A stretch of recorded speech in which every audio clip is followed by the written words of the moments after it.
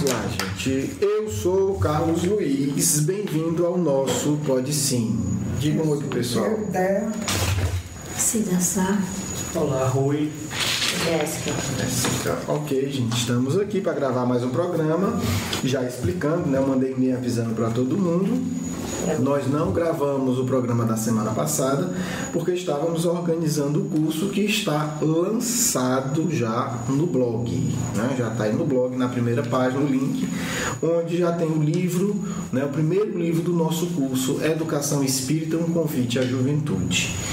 Hoje a gente vai continuar com o tema sonho, né, e vai fazer uma relação dele, né, de uma experiência de sonho do Eurípides com o curso Educação Espírita, um convite à juventude.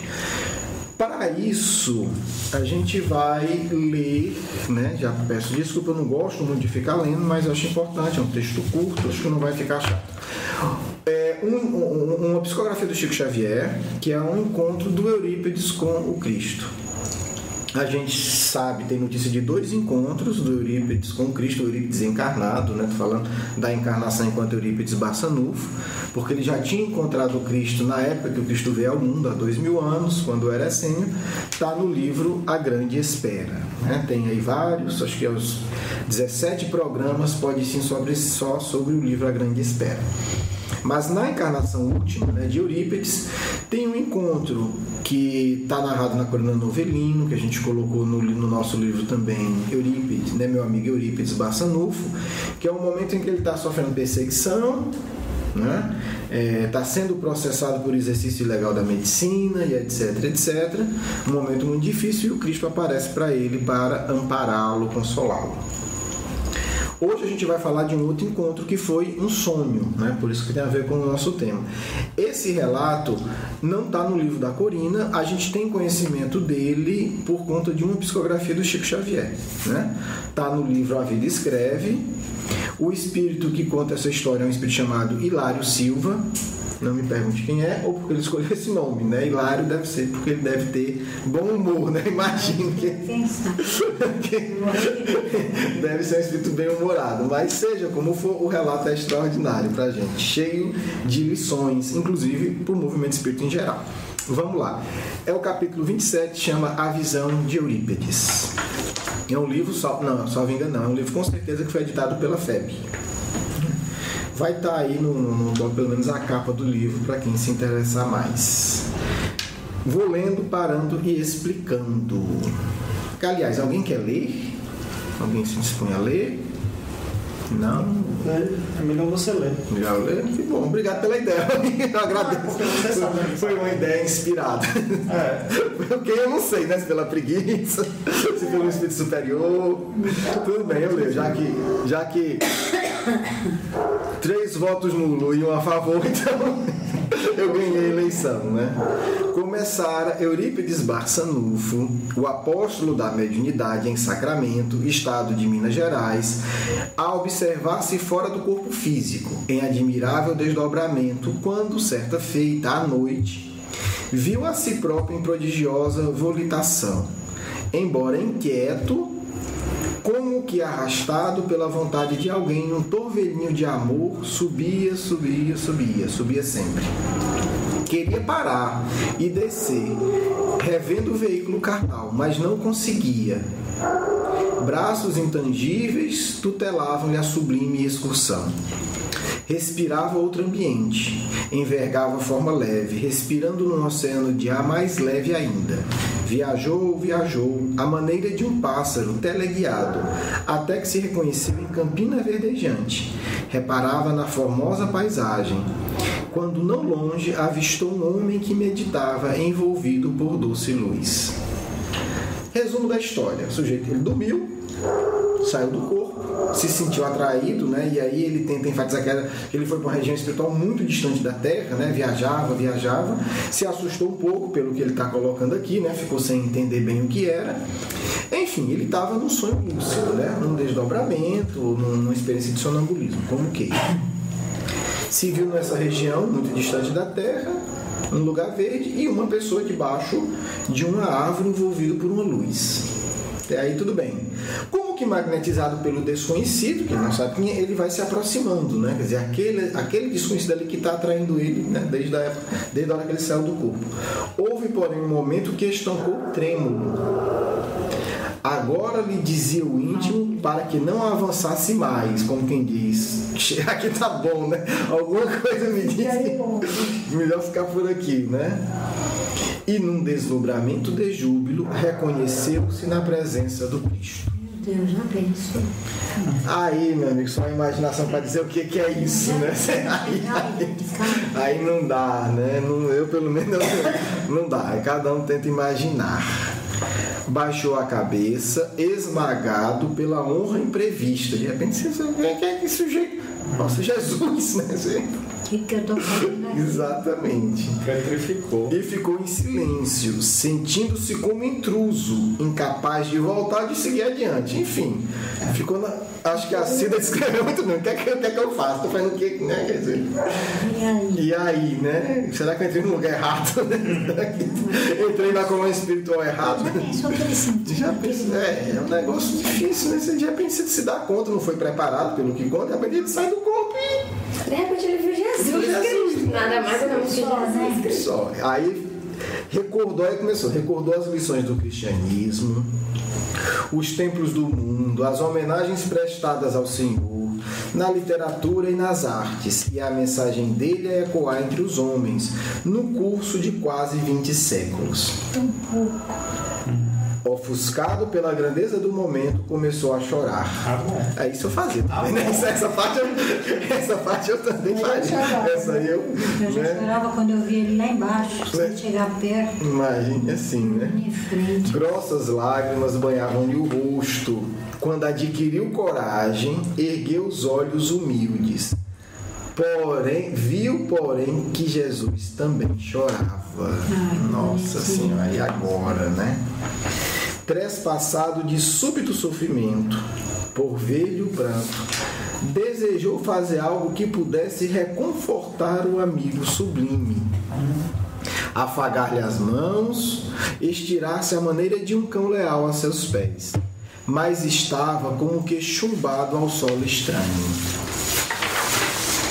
Fortes emoções, né? E aí, o que é que faço, né? Recordou, entretanto, os tormentos do Cristo, a se perpetuarem nas criaturas até hoje na terra, e lhe atiram incompreensão e sarcasmos. Nessa linha de pensamento não se conteve. Abriu a boca e falou suplicante: Senhor, por que choras? O interpelado não respondeu, mas, desejando certificar-se de que era ouvido, você sabe o que fazer, né? Chorando, e ele não responde, e Eurípides reiterou, quer dizer, pergunta de novo, né? Já perguntou de outra maneira, né? Choras pelos descrentes do mundo? E enlevado, o missionário de Sacramento notou que o Cristo lhe respondia agora ao olhar. E após um instante de atenção, respondeu em voz dulcíssima: Não, meu filho, não sofro pelos descrentes aos quais devemos amor. Choro por todos os que conhecem o Evangelho, mas não o praticam. Eita, paulada, hein? Só. Eurípides não saberia descrever o que se passou então, né? A Cida descreveu muito bem, paulada, né? Já pensou? Como se caísse em profunda sombra ante a dor que a resposta lhe trouxera, desceu e acordou no corpo de carne. Como é que se acorda depois de um sonho desse, né?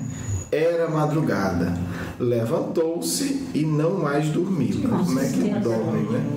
E desde aquele dia, sem comunicar a ninguém, talvez por isso ninguém conte a história, né? Em Sacramento, a divina revelação que lhe vibrava na consciência entregou-se aos necessitados e aos doentes, sem repouso sequer de um dia, servindo até a morte. Entendeu o recado, né? E aí, exatamente. Aí, evangelho, mas não o praticam, né? Entendeu o recado. Mas interessante que lá na reunião que nós frequentávamos de materialização, tinha um mentor que também, de vez em quando, era desse jeito. Chegava e falava tudo que pensava, sabe? Então ele disse, você lembra disso? Ele disse assim, para que vocês leem o Evangelho todo dia? Balançou. Não precisa ler o Evangelho todo dia. Mas quando vocês lerem, o trechinho que vocês lerem, botem em prática. Sim. Não precisa ler todo dia, não. Porque que adianta vocês lerem todo dia, ler, quando chega... A essência é essa aqui, né? Quer dizer, então, por isso que eu me lembrei disso. Ele falou, não precisa ler todo dia, não. Basta mas que se leia. você lê todo dia você tem a oportunidade de conhecer mais e Isso, fazer. claro. Ele não estava querendo dizer que não se deve ler. O que ele estava querendo dizer é que a prioridade é fazer. Praticar. Não é ficar, eu conheço, sou intelectual. Todo mundo ficou meio assim quando ele falou, não precisa ler o Evangelho todo dia. Se a gente prega que tem que ler o Evangelho todo dia, como é que vem um mentor e diz para não ler, né? Mas ele queria enfocar a prática. Agora, olha que coisa curiosa. Aí é uma interpretação minha, pegando o assunto dos sonhos. É a impressão que dá. Aí eu falo impressão, porque eu estou falando do Eurípides e do Cristo, né? Então é só uma ideia, não posso dizer que é assim, mas a impressão que dá, e a gente vê alguns relatos espirituais que parecem confirmar, é o quê? Que esse sonho, ele obviamente foi fundamental para a vida do Eurípides encarnado, mas me parece também um início ou um reforçamento, aí eu não sei qual é a palavra certa, do compromisso do Eurípides com aqueles que mais conhecem o Evangelho e não praticam, que são quem? Espíritas. O Espírito Quem mais? O Evangelho para ler. Não, e quem mais tem condição de entender o Evangelho sem querer diminuir ninguém é quem conhece o Espiritismo, reencarnação, comunicação. Quer dizer, a gente, quando estuda uma passagem do Cristo, né, eu vejo grandes estudiosos que eu adoro, respeitadíssimos, né, protestantes, grandes estudiosos, pessoas que são fenomenais, mas em estudar a cultura hebraica, em explicar, assim, são coisas deslumbrantes. Mas quando chega para falar, para entender a ressurreição de Jesus, entender os chamados milagres, os caras se perdem porque não tem como entender. O que a gente entende porque a gente convive todo dia com os espíritos, né? Conversa, diz, isso aí Jesus se materializou, pra gente é simples. Fácil né? Isso aí foi uma cirurgia mediúnica, foi um tratamento magnético, a gente faz isso todo dia. Se a gente faz, se espíritos, né, superiores, mas infinitamente menos evoluídos que o Cristo fazem, para Jesus, nada demais. Então, e aí a gente vê o vínculo de Eurípides com o movimento espírita, né? E aí realmente né? Quer dizer, Eurípides é sem dúvida um dos, eu não gosto de dizer porque aí pode gerar polêmicas inúteis e bestas, mas certamente ele é um dos dirigentes do movimento espírita. E aí a gente sabe, enfim, diversas fontes, que Eurípides é também o dirigente é o guia espiritual da nova geração, dos espíritos que reencarnam para aprofundar o espiritismo em termos de vivência, em termos de compreensão. Eurípides é muito discreto, então acho que até por isso os espíritos não falam tanto, porque eu não gosto de falar muito dele. Mas, por exemplo, as pessoas ligadas ao Chico Xavier, a Dom Datana, né, lá de Uberaba, e aí eu sempre, quando vou, pergunto muita coisa, ela me falou o seguinte: se o Chico Xavier, quando ia falar do Eurípides, ele sempre fazia questão de dizer o apóstolo Eurípides ou o apóstolo de Sacramento, e dizia que ele é um dirigente do movimento espírita. E aí uma vez perguntaram: Chico, é verdade que o fulano disse que tem uma colônia, que o Eurípides é o dirigente espiritual, acho que é a colônia lá de Sacramento, enfim, não sei. Ele disse: minha filha, é uma das que ele dirige. E ele, Chico? Então, que estava aí. Então ocorre o quê? O esforço de Eurípides para que a gente possa, de fato, ter as práticas que ele teve no Colégio Allan Kardec. A gente não pode achar que um espírito como Eurípides fez o que fez em Sacramento, toda a grandeza dos fenômenos mediúnicos, não, acabou, vou embora. É uma semente. São espíritos que trabalham com ideia, né? Não é uma ideia de 10 anos, é de 100, de 1000 anos de planejamento. Quantos seguidores ele deixou aqui? Deixou. E quantos estão voltando para continuar a obra? Né? E aí é importante entender isso, quer dizer, porque o Eurípides trabalhava com jovens. Por que Eurípides escolhe vir trabalhar com jovens? Por que Eurípides escolhe educação, mas uma educação, como o Hilário Silva coloca aqui, o apóstolo, uma educação ligada à imortalidade. Porque o jovem é o futuro, né? Tudo, né? Então, e será que não há preparação agora, né, um exemplo claro para a nova geração que está no mundo?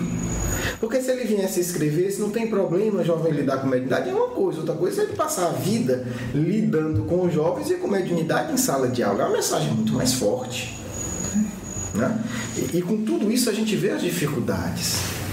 A gente vê no movimento espírita, e aí assim, não estou criticando ninguém, mas é uma cultura que se forma e que precisa ser revista, de, por exemplo, o pessoal abrir a boca. Tem espírita que abre a boca e diz que materialização é coisa de espírito atrasado. Fenômeno físico é atrasado. Eu digo, bem, então tem que rever. Porque... Então é espírito e não acredita em reencarnação. Quer dizer, Então, Jesus materializa Moisés e Elias no Tabor. Eurípides se materializava, saía do corpo e se materializava em outro canto. É isso coisa de espírito atrasado? Quem somos nós? Né? Quer dizer, Jesus faz, Eurípides faz. Fernando, né? O Santo Antônio. Fernando, também Santo Antônio, não era? Isso. Também. Então, de Pada fazia a mesma coisa. E mais, Kardec vai estudar o fenômeno, né? Eurípides não participa porque reencarna depois, mas Kardec, quando vai estudar isso, né? O fenômeno que Antônio de Pada, o Santo Antônio fazia aí depois Eurípides, de sair do corpo, se materializar e agir, materializar mesmo, de pegar, Eurípides fazia parto, né? Os espíritos vão dizer a Kardec, pouquíssimos espíritos têm evolução para fazer isso. Está no livro dos médiuns. E, no entanto, a gente não, negócio de materialização não pode, a coisa de espírito atrasado, não é bom. Digo, gente, a gente tira isso de onde?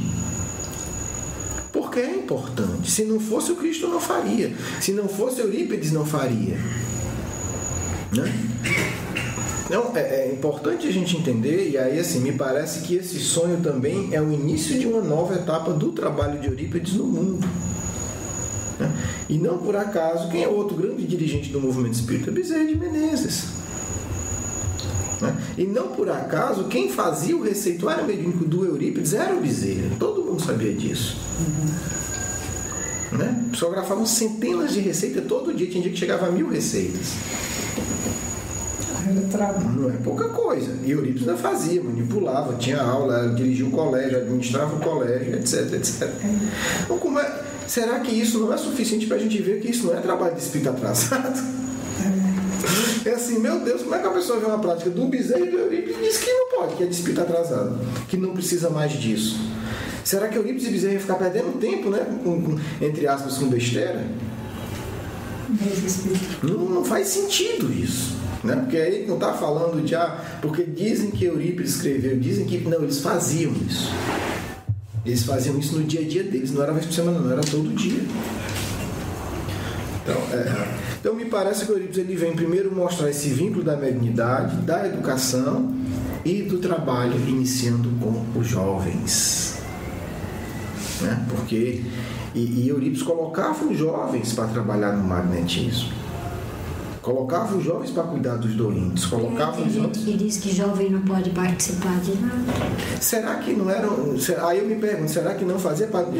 Já eles vendo que as trevas iam lançar essas ideias no mundo, eles diziam assim, não, eu vou lá logo mostrar que pode. Porque assim, se você ler qualquer livro da história do Eurípides, você vai ver os jovens fazendo as coisas.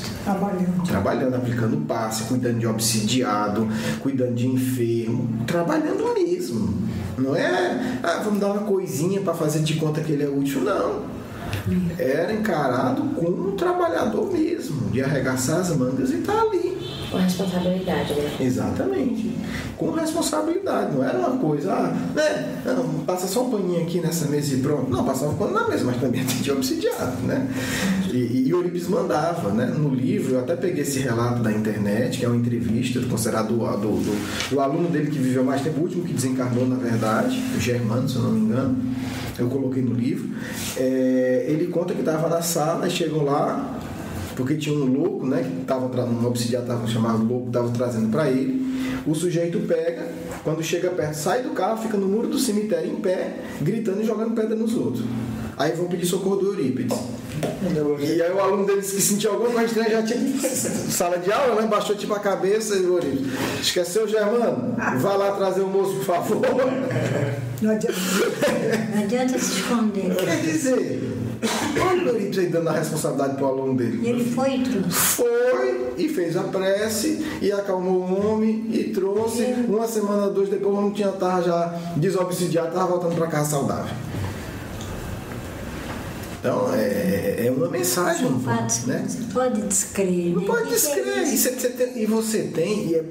As coisas do Eurípides são, assim, eu admiro muito, são muito bem feitas. Tudo que o Eurípides faz, você pode ir por trás que tem um planejamento delicado. Quer dizer, ele vem provar a imortalidade e ele vai para uma cidade de 2.000 habitantes. Gente, cidade de 2.000 habitantes, todo mundo conhece o seu bisavô. Como é que você inventa? E você vai em Sacramento, você tem centenas de pessoas que sabem dessa história. Pode ser inventado um negócio desse? Entendeu? Se você vai para a metrópole, você inventa qualquer história, aconteceu em São Paulo. São Paulo não vai descobrir nunca. Agora, em Sacramento, você fazer parte, você mandar um aluno fazer um negócio, se é mentira, todo mundo sabe no outro dia. Né? Ainda mais ele sendo combatido pela associação médica, pelas igrejas, pelo dono da farmácia. Se tem uma mentira, Todo contra ele. ia estar todo mundo ali para desmascarar. Doido para pegar. Doido para pegar, qualquer errinho para poder dizer, não presta e tal, massacrar. Então, é uma coisa, claro que isso trouxe para ele um testemunho gigantesco. Né? Não é à toa que o Cristo aparece para ele. Confiabilidade. Mas, por outro lado, é uma prova que vocês, meu amigo, não tem como você inventar uma mentira dessa numa cidade de 2.000 habitantes. E não é uma, né? São centenas de relatos de partos, de efeito, de desobsessão e etc. A gente conta alguns para. A gente conta uns para poder exemplificar. Mas tem um livro. Nossa, a gente esteve aqui agora mesmo, já pois é, e não é só um não, eu tenho um livro que tem dezenas e dezenas de pessoas dizendo, eu sou fulano de tal, meu nome é esse, eu moro no lugar tal. Como é que você inventa um negócio desse com dezenas de pessoas, centenas, numa cidade de 2.000 habitantes, todo mundo se conhece? Então é interessante, tem um historiador, já para encerrar, para a gente falar da veracidade disso, né, que ele não é espírita, e ele conta que o pai dele, né, quando era criança, foi curado pelo Eurípides. Estava já para desencarnar, foi lá, cuidou, orientou, seguiu, salvou. Então não são coisas que se inventam, porque se inventar você descobrir, não, isso aí foi fulano que combinou, cidadezinha pequena. Então são dezenas e dezenas de casos que você não tem como inventar uma coisa dessa. E aí você, com certeza, sabendo quem é o Eurípides, você vê que é um planejamento muito bem feito. Muito. Então, na minha compreensão, nesse sonho fica muito claro, né, a gente vê o amparo do Eurípides aos espíritas, né, aqueles que mais conhecem, muitas vezes não seguem. E, ao mesmo tempo, um vínculo profundo com a nova geração, com os jovens. Então, isso tem a ver com o que? Com o curso, né? Estou falando muito. Porque a proposta do curso é justamente colocar a mediunidade para todos, mas em particular para os jovens. Né? A gente vai tentar fazer o máximo para não deixar essas ideias que não são espíritas, de que jovem não pode participar, jovem não pode trabalhar, jovem não pode isso ou aquilo, baseado no exemplo do Eurípides. E na verdade, a gente está pegando o exemplo que é o mais forte, mas é toda a história da humanidade, mostrando que o critério não é a idade, não é porque é jovem ou não é jovem, a ideia é: você é responsável? A pergunta que tem que ser feita é essa, porque você pode ter 90, se você é irresponsável com 50 anos, não vai também, né? Não é a idade, não é a idade, é o compromisso. Porque quem psicografou o Livro dos Espíritos foram 2 jovens e foram escolhidas por Kardec. E eu conheci bastante. Então, assim, não é a idade, é o compromisso. Imagina o que é você psicografar um Livro dos Espíritos, gente. A obra fundamental do Espiritismo, pelo amor de Deus. Muito sério. Você ou psicografar textos do Evangelho interpretando Jesus. Receber Paulo comentando a epístola de Paulo. Jovens, adolescentes, menina de 12 anos, de 13. Já nasce para isso. Nasce para isso, né? E aí qual é talvez o problema? As pessoas chegam e dizem, não, você não pode psicografar porque você só tem 13 anos de idade. Me mostra onde está escrito isso. Aí o sujeito diz em carne e via, atrapalhei a missão de um espírito que ia receber o livro do Francisco de Assis, equivalente a um Paulo Estevam. Muito bem, senhor. Que bom. Vamos conversar. Que bom. Exatamente. Então, assim, a gente tem que ter cuidado. Então, o objetivo do curso é apresentar a mediunidade ao longo da história. Não posso deixar de dizer isso, porque isso aqui me surpreendeu muito. Tem a ver com o curso. Um dos livros, assim, referências no movimento espírita sobre a história, na verdade, o livro de referência de estudo da mediunidade do ponto de vista histórico e antropológico é um livro que o Herculano Pires escreveu e chama O Espírito e o Tempo. Esse livro, ele escreveu a pedido da filha dele para a mocidade de um centro espírita de São Paulo estudar. Se eu vou escrever, acabou virando esse livro. É de quem é a autoria? Do Herculano Pires. Herculano Pires. Só que depois, e ele não sabia disso com certeza, né? Quem participou relata que o Eurípides, quando ele criou o estudo do Evangelho às quartas-feiras, por orientação de Maria de Nazaré, o Eurípides fazia a mesma coisa, seguia a mesma sequência. Ele estudava a mediunidade falando de cada período da história. Aí vem o burro que vos fala e passa meses pensando qual vai ser o formato do curso, né? Monta um outro, e digo, meu Deus, como é que vai ser esse curso? De repente eu digo, mas... Gente, o Eurípides já fez, olha que eu vou inventar uma coisa melhor do que nem dois.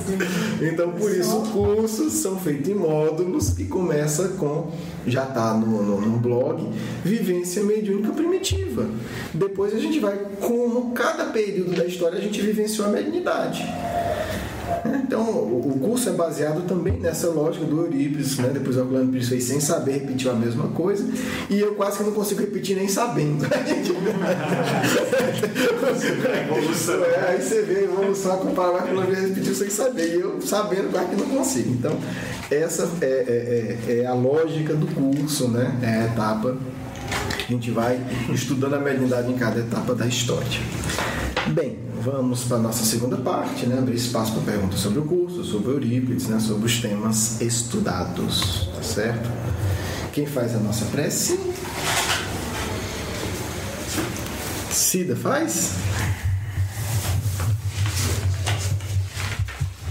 Pai, infinito amor, bondade e justiça, amado Mestre Jesus, Santíssima Virgem Maria, nossa Mãe da Mãe.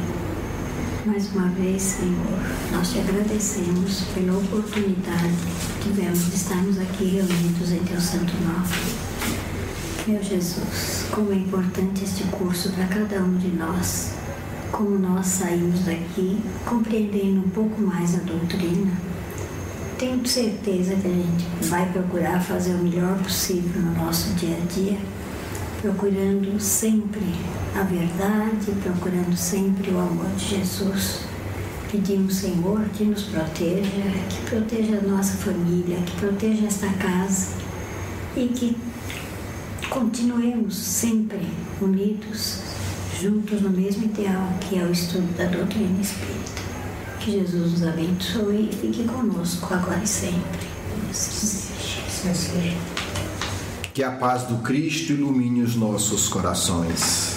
Colocamo-nos com alegria à disposição para o diálogo de temas tão caros ao nosso coração.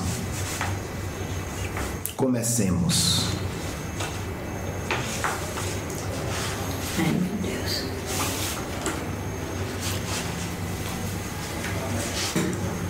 Dentro do tema dos sonhos, é alguma possibilidade de a gente, por exemplo, conhecer um fato que aconteceu de manhã, e, sei lá, em algum lugar da cidade, e a gente passar pelo sono e se sentir naquele lugar que estava acontecendo esse problema? Ou é só ilusão da gente? Se entendi bem a pergunta, Posso lhe dizer, o espírito, quando se envolve numa situação, ele é capaz de captar todo o ambiente emocional que ela ocorreu, seja um fato presente ou passado. Certo. O que falarei poderá levar alguns a estranhar. Peço que estudem para avaliar o que irei dizer. Por exemplo, o espírito pode observar um fato do passado, um bombardeio da Segunda Guerra Mundial, e tendo equilíbrio e lucidez, ele pode inclusive sentir emocionalmente aquele fato, como as pessoas que viveram sentiram. É possível. O espírito pode voltar às cenas do passado que ele não viveu e captar a emoção daquela realidade que ele tem contato. Faço uma comparação para facilitar o entendimento. Você pode ver um filme e, de alguma maneira, sentir a emoção dos personagens. O espírito pode mergulhar em cenas do passado e saber exatamente o que cada um sofreu naquela experiência. É uma proposta também de educação. O espírito que irá, por exemplo, lidar com situações de guerra hoje no mundo, em um curso preparatório, e falo isso apenas porque há relatos semelhantes, não iguais, no livro Memórias de um Suicida. Ele poderá ver cenas da Segunda Guerra Mundial para entender o sofrimento que aquelas pessoas passaram, para tornar-se apto, qualificado a auxiliar as pessoas que sofrem hoje. Porque, do nosso ponto de vista, o socorro humano só é plenamente eficaz e efetivo quando aquele que socorre é capaz de entender a dor de quem está socorrendo. Portanto, é possível o espírito fazer isso, tanto desencarnado quanto encarnado. Darei um exemplo mais específico. O indivíduo decide a ser um verdadeiro cristão e ele não consegue parar de condenar alguém que comete um crime, um assassinato, por exemplo. Mas ele não quer ter um coração que apenas julga. Ele quer ter um coração que compreende. Com um sentimento puro, ele pode pedir e insistir ao seu guia espiritual para entender melhor a situação. E seu guia espiritual pode levá-lo a visitar cenas onde ele vai não apenas ver e julgar, mas ele vai captar o sentimento que estava no coração de um espírito que cometeu o crime, as dores que aquele espírito carrega. A partir desse momento, ele se torna mais cristão, porque ele não apenas sabe que o ato é errado, mas ele é capaz de sentir a dor de quem comete o ato errado. Isso pode ser feito durante o repouso físico. Isso pode ser feito durante o sono. E isso é feito quando o espírito pede e está disposto a se tornar verdadeiro cristão. Porque o verdadeiro cristão não é aquele que diz Senhor, Senhor, mas é aquele que é capaz de entender o sofrimento do outro. É um ponto central da educação espírita. Portanto, o indivíduo pode e deve pedir para visitar situações espirituais do passado ou do presente que o ajudem não a entender intelectualmente, mas sentir como sente o criminoso, para poder ter compaixão do criminoso. Isso levou Cristo a pedir ao Pai piedade por aqueles que o crucificaram, porque ele era capaz de entender o sofrimento de Pilatos. Ele era capaz de ver quanto se amesquinhava aquele homem que só pensava num poder tão ilusório. Ele era capaz de entender as angústias brutais daqueles que o açoitavam e por isso foi capaz de fazer uma oração pura, pedindo misericórdia a todos eles. Não é um ato teatral. O mestre não age simplesmente com um raciocínio curto. Eu devo perdoar porque eu sou o Cristo. Não é assim. Ele olha, ele sente, ele compreende emocionalmente em profundidade o outro. E aí ele age. Essa é a metodologia de ação cristã. Deus do Pai, muito obrigada. É por isso que é tão importante a preparação antes do sono, né? A gente está sintonizado com o nosso guia espiritual e pedindo, né? E sabendo como se conduzir naquele momento de descanso do corpo, mas um momento que pode ser muito proveitoso se pedirmos e se tivermos coragem. Uma noite de sono, meu amigo, pode mudar sua existência inteira. Foi o que estudaste aqui hoje. Por que não pedir? Por que não suplicar? Por que não sintonizar com as esferas mais altas? Os espíritas não amam a luz, porque quem ama a luz busca. Peça todos os dias: Senhor, eu quero estar nas regiões luminosas, não porque eu mereça, mas é porque eu quero sentir o teu amor. Preciso amar a luz como objeto de uma paixão intensa. Quando você ama alguém, você pensa, você busca, você quer estar com ele ou com ela. Seja como for. É preciso amar a luz, amar, não intelectualizar.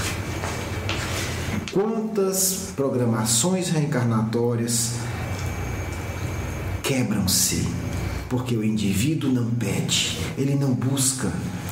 Peçam: eu quero estar com seres luminosos, com meu guia espiritual. Eu quero entender, eu quero sentir, eu quero melhorar. Digam com o coração aberto: eu quero saber se eu estou no caminho certo. Quem negará apontar para você o caminho da luz, meu irmão? Que espírito luminoso irá recusar dar-lhe força e coragem para ser verdadeiro cristão? Lembremos-nos do Cristo. Que pai dará uma serpente para o filho que pediu um pão? Um peixe?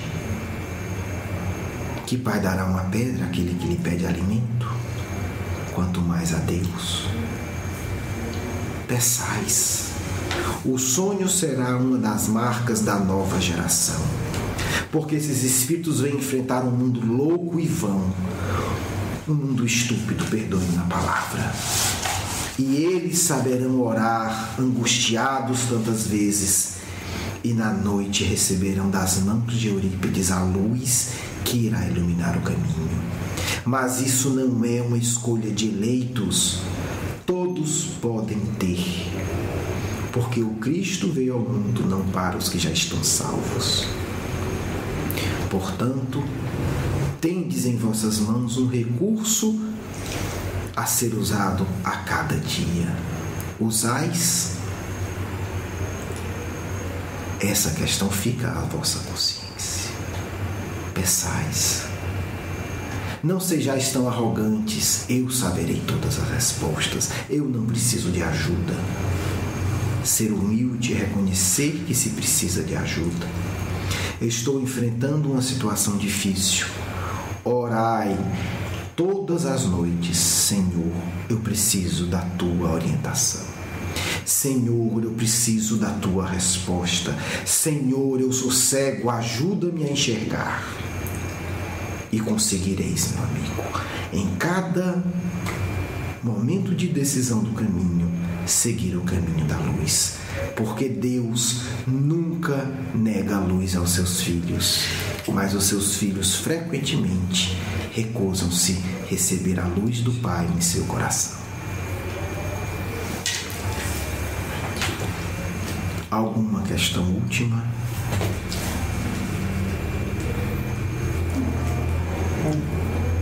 Ninguém mais? Você, minha amiga, alguma questão?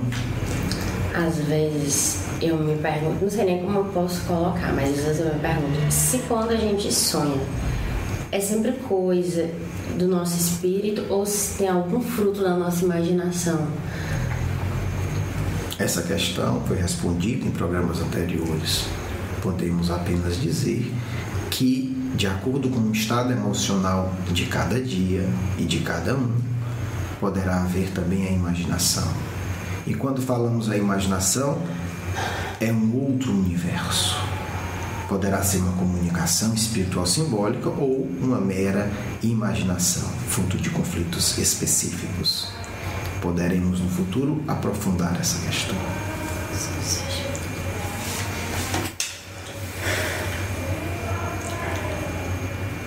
Encerramos, felizes por esse momento em que refletimos sobre a vida desse espírito que dirige o movimento espírita brasileiro. Queremos colocar aqui a nossa posição de colaborador e de amigo de Eurípides Barçanufo. Queremos aqui registrar a importância não apenas de se conhecer, mas de se aplicar as lições do mestre de sacramento nas atividades espíritas, que isolam a mediunidade, que bloqueiam a comunicação mediúnica, ao invés de acolhê-la, educá-la e sublimá-la, como provou ser possível Eurípides Barçanufo com seus alunos no Colégio Allan Kardec. Pedimos a todos reflexão, a seriedade das lições de Eurípides deve tocar os nossos corações, porque muitos estão lidando com a faculdade mediúnica de forma equivocada, outros de forma leviana e quase todos com uma arrogância infantil, como se a conhecessem por ter poucas décadas de prática. Garanto a vocês, Eurípides é um mestre da mediunidade há milênios incontáveis. A história desse espírito um dia será contada de forma detalhada por um de seus seguidores, um de seus discípulos, por um ex-aluno do Colégio Allan Kardec, que partilhou com ele os milênios de aprendizado. Mas para isso, é preciso que supereis os estados do medo infantil, do controle absurdo e aprendeis que educação mediúnica significa simplesmente sublimação emocional. Sejais lúcidos e honestos a cada instante e sereis sempre um médium apto a colaborar com Cristo. Portanto, a todos que conhecem o exemplo de Eurípides Barçanufo, queremos sugerir: estudai e aprofundai a mediunidade em vossas vidas, porque é através dela, como está na profecia de Joel, que o Cristo irá renascer no coração do mundo doente. Paz a todos. Caibar Schutem.